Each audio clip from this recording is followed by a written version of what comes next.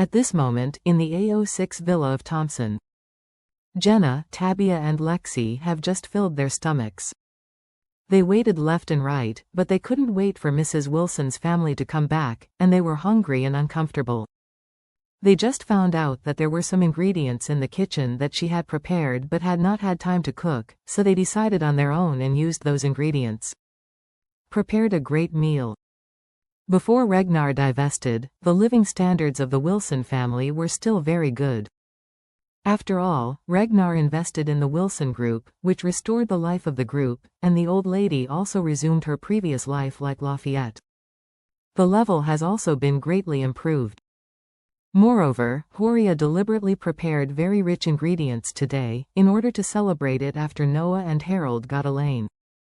Unexpectedly, these ingredients were not eaten by the Wilson family, and Gina's three were all impatient. The three of them were lying on the sofa watching TV with big and round bellies.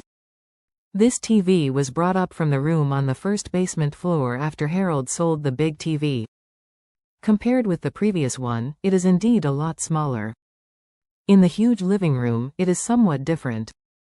While watching TV, Jenna smacked her lips and said, "Oh, all the villas are good for Mrs. Wilson, but this TV seems to be a bit small. Compared with such a large living room, it looks uncoordinated." Lexi asked in surprise, "Mom is coming. This big TV can't be 50 inches? The TV set in my village chief's house is not so big, is it small?" "Yeah." Tabia also echoed, "I have never watched such a big TV before." Jenna waved her hand and said, "You don't understand. The TVs of rich people start at 70 or 80 inches. Last year, when I was working at a housekeeping company in the city, I went to the rich people's house to clean, and the TV was much bigger than this."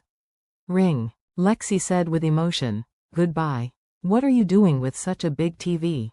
Don't you be tired if your eyes are running back and forth on such a big TV?" Jenna sneered and said, "Look at your promise.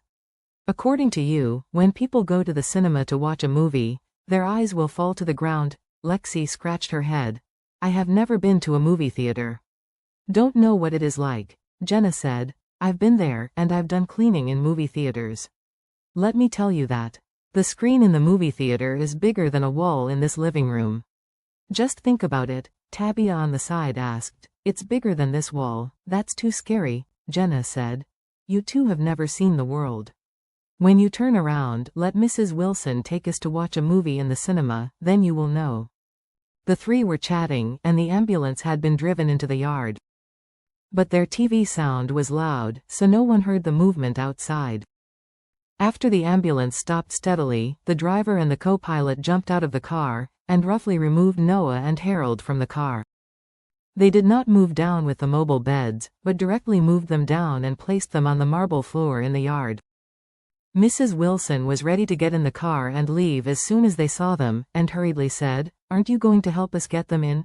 The driver said impatiently, "The customer's request is to bring you to the place. The entrance fee is not included.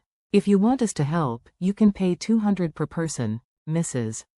Wilson said, "I don't have a penny." The driver frowned and asked, "You live in such a luxurious villa, don't you have 400s, Mrs.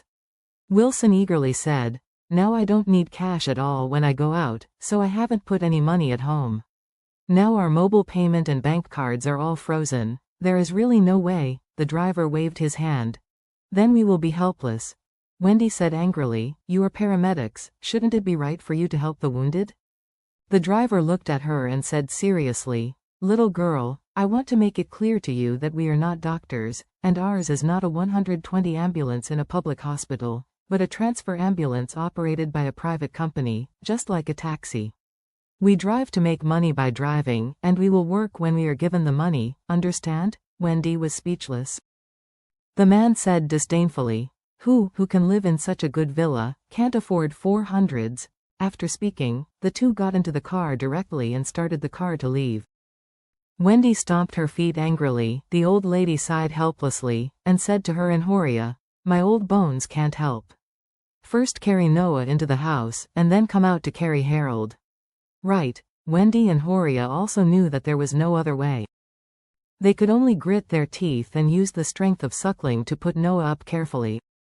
No's body erupted with pain, and said in pain, "You move a little bit slow, it hurts too much, Mrs. Wilson shook her head and sighed. "Dear son, there is really no other way now, so just bear it." After that, she said to Wendy and Horia, "You two help Noah. I'll open the door first." Wendy and Horia struggled with Noah and moved to the door step by step. Mrs. Wilson was about to swipe her fingerprints to open the door. Suddenly heard the movement of the TV inside. She asked Wendy in surprise, "Wendy, did you turn off the TV when you left?" Wendy shook her head. "I was too rushed when I left, I forgot to." "Okay." Mrs. Wilson didn't think much, she opened the door directly. As soon as the door opened, she saw 3 people lying on the sofa in the living room inside. She was so scared that she yelled, "You, who are you?" When the 3 heard the movement, they suddenly turned their heads and found that Mrs. Wilson and Wendy were coming, and they recognized these 2 former inmates at a glance. Jenna was so excited that she rushed over and said excitedly, "Old lady. You are back. We have been waiting for you for a long time." Mrs. Wilson saw the 3 people running over barefoot, and she was shocked to speak. She naturally recognized Jenna and the others, but she couldn't figure out why these 3 people came out. And why is it in her own home? So, she asked in surprise, "Jenna, you guys, why are you here?" Jenna said excitedly, "Old lady. Are you still pretending to be confused here? Didn't you give us a bail pending trial and save us? Me?" Mrs. Wilson said with a dazed expression, Is there a misunderstanding? Is there any misunderstanding?" Jenna hurriedly said, "Old lady, I know, you were grateful that we helped you a lot in the detention center and took care of you a lot, so you wanted to repay your favor and let us come and live with you." Tabia on the side also echoed, "Yes, Mrs. Wilson, you are so nice. You also sent a big run to pick us up. For the first time in my life, I have been on a big run." Jenna said with a bit of emotion, "Old lady, let me just say something from my heart. The 3 of us are very grateful to you. So we all think about it. In the future, the 3 of us will live here and not leave.